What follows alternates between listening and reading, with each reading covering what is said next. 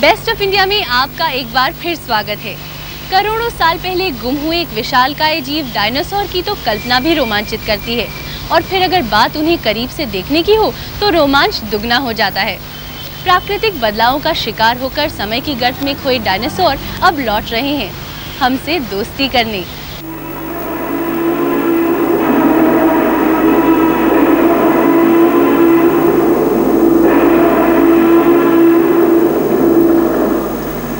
वही विशाल आकार, वैसा ही डरावना चेहरा, वही भयानक आवाजें। लेकिन ये डायनासोर न तो 650 करोड़ साल की यात्रा करके यहाँ पहुँचे हैं और न फिल्म जुरासिक पार्क से कोई लंबी छलांग लगाई है। दिल्ली के नेशनल साइंस सेंटर ने बिल्कुल असली लगने वाले डायनासोर का नया मॉडल तैयार किया है। इस डायनासोर की विशेषता है इसके शरीर पर बने ये फिन्स। यूं तो फिन्स मछलियों में ही पाए जाते हैं, लेकिन स्टेगोसॉरस नाम की ये डायनासोर इनसे अपने शरीर के तापमान को नियमित करते थे। इस डायनासोर का नाम ट्राइसेराटॉप्स है। ट्राई क्योंकि इसके ये 3 सींग हैं। ये जुरासिक समय का एक जानवर है। आपको ये जानकर आश्चर्य होगा कि इतना भयानक दिखने वाला ये जानवर दरअसल केवल घास पत्ते ही खाता था और अक्सर एक दूसरे डायनासोर टी-रेक्स का शिकार होता था।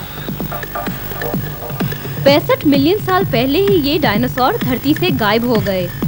कैसे और क्यों, इसका अभी तक पता नहीं चल पाया है।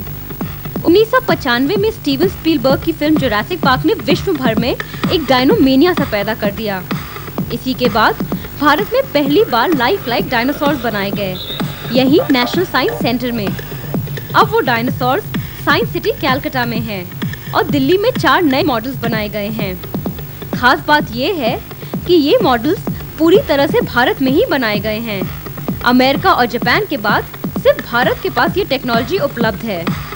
सबसे बड़ा एडवांटेज है कि इंडिजिनस टेक्नोलॉजी है, कुछ भी बाहर से नहीं लिया हुआ है, इसलिए मेंटेनेंस कॉस्ट बहुत कम हो जाता है। और दूसरी चीज़ है कि टोटल कॉस्ट जो है फैब्रिकेशन का वो बहुत कम है, ऑलमोस्ट 1/3 ऑफ जो है अमेरिकन डायनासोर्स की तुलना में।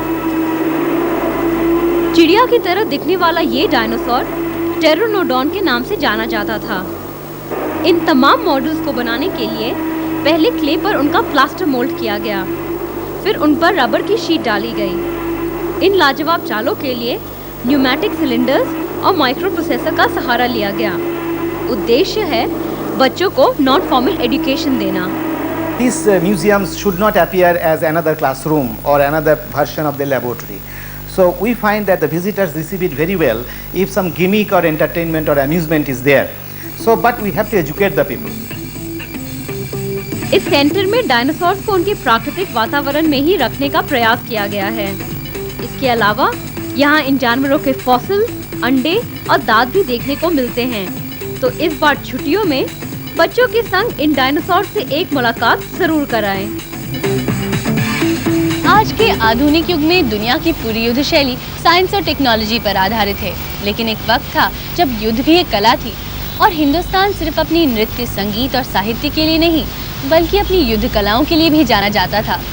यूं तो भारत की कई युद्ध कलाएं अपने अनोखेपन के लिए मशहूर हैं, लेकिन फुर्ती, लचीलेपन और वीरता का जो कौशल कलरी पेट में मिलता है उतना शायद ही किसी और युद्ध कला में मिले।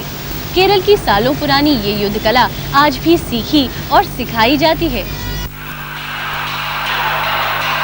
समझ में नहीं आता कि इन लोगों को सैनिक कहें या कलाकार। ये सैनिक कसरत नहीं कर रहे हैं, बल्कि ये प्रदर्शन कर रहे हैं दुनिया की सबसे पुरानी युद्ध शैली कलरी पेट की।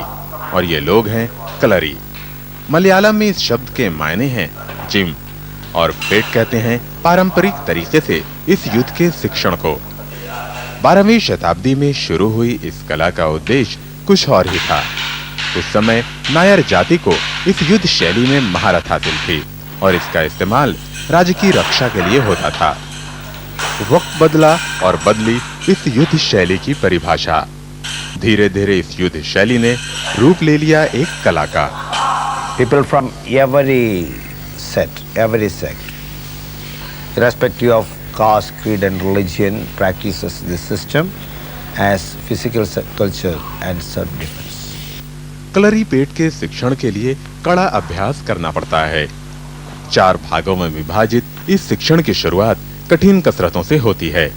इसके जरिए मस्तिष्क और शरीर के अंगों का तालमेल सिखाया जाता है। उसके बाद तो लठ, तलवार और खंजर जैसे हथियारों से आपको अभ्यास करना होता है।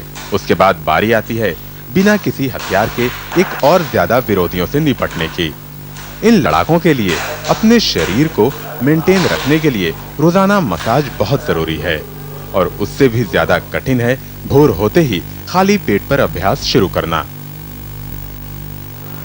This great art trained the body, trained the mind and synchronized the body and mind into one channel.